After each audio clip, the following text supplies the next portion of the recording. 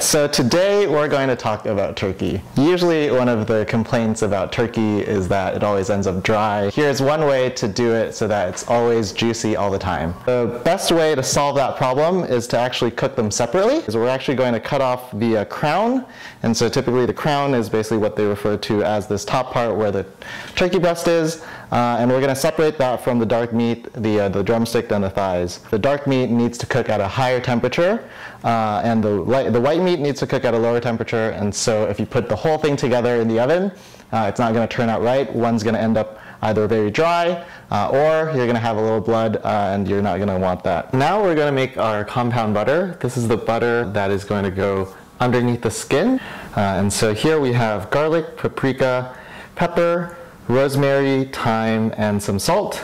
I'm going to use about 4 ounces here, which is about half of this thing, and we're just going to mix them together.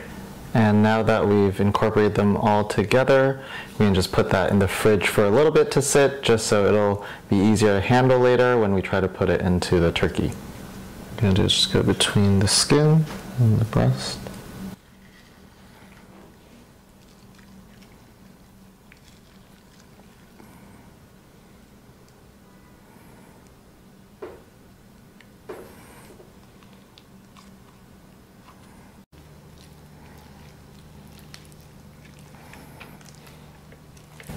So we have our turkey prepared. It's the day before Thanksgiving, and so all we have to worry about tomorrow is putting this in the oven and cooking the veggies that are going to go with our meal.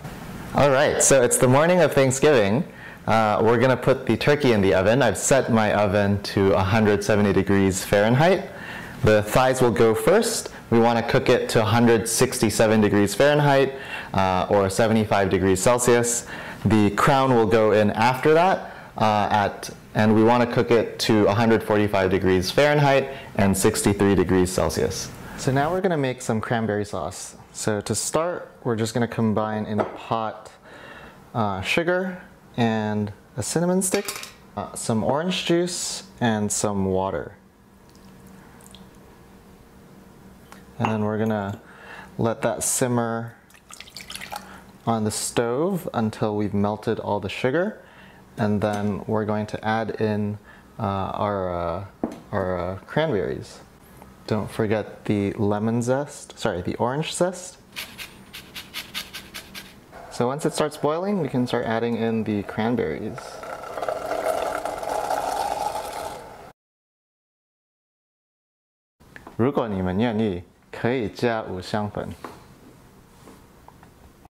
Yeah, so this is what it should look like by the end of it.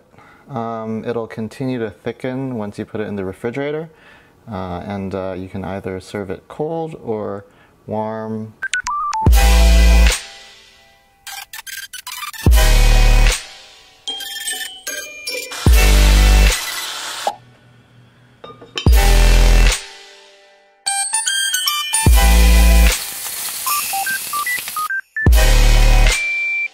These are the giblets and skin that we took out earlier before we put in.